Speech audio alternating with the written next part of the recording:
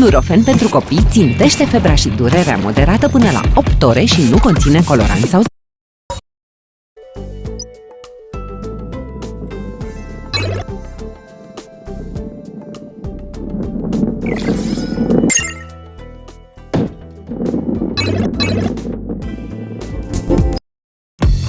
Nurofen pentru copii țintește febra și durerea moderată până la 8 ore și nu conține coloranți sau zahăr. Nurofen. De febră și durere ne ocupăm noi.